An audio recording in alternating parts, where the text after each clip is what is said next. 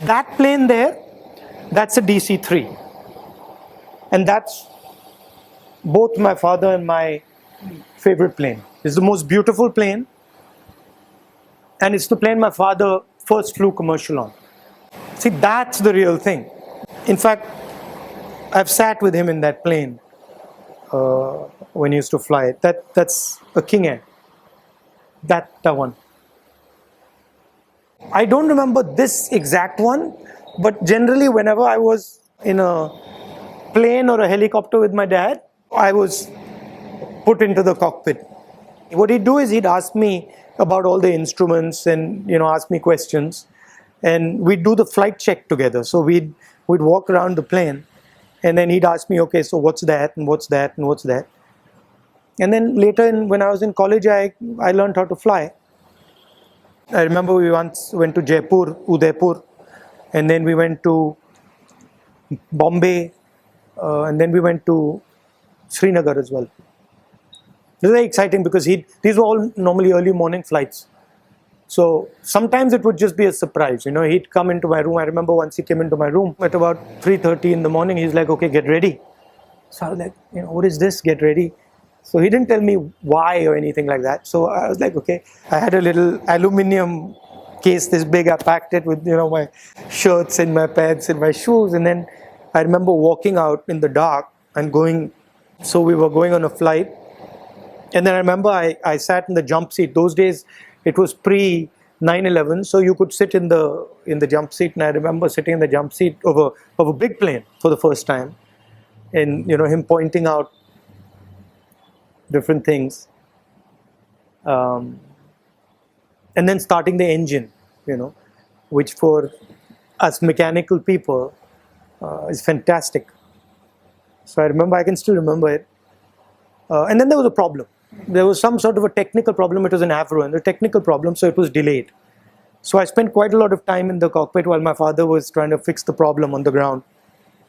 And then I remember when we took off, wonderful. Look, if you're a pilot, that's a risk you take. I mean, that's just something that you take it. So my father told my uncle, because my uncle was flying a very particular type of plane, a Pitts Special. It's a very aggressive plane.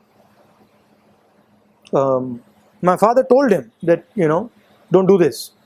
My uncle really didn't have the experience. My uncle had similar hours to what I have, about 300, 350 hours. And he shouldn't have been flying that plane. And he flew it, and that's what happens when you don't have the experience and you fly. It's easy to kill yourself. Yeah, my mother was worried. So every time my father would go on a flight, it would be, my mother would have this record playing in the background that he's on a flight, it's so dangerous, and she'd be worried and she'd be transferring the word. Then once there was a problem. It was sometime, it was on the Kashmir. There was some problem with Kashmir, and then there was some issue with his aircraft. So my mother, I remember, getting very worked up. Pilots have a very particular ability that comes from their training. And it is this idea that you have to move from a 30,000 foot vision to details in the cockpit. If you lose track of details in the cockpit, you run into trouble.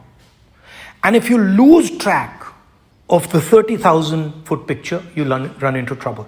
So a pilot, and I am one, we move from these two spaces very seamlessly and very quickly.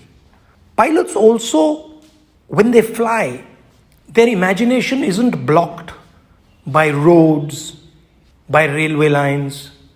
Their imagination is at 30,000 feet, so they have this ability to see large systems. And this is what really helped my father.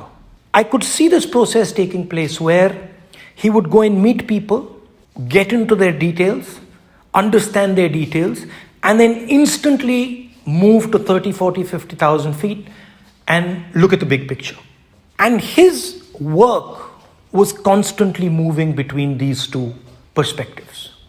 And always understanding that imagination can bridge anything. So that to me was a very powerful thing that my father had. That's the A3 Airbus, A320. One of his big regrets was that he left the airline and couldn't fly the bigger jets. That's a fighter plane, so I think both of us would have actually loved to do that. Didn't really get the opportunity.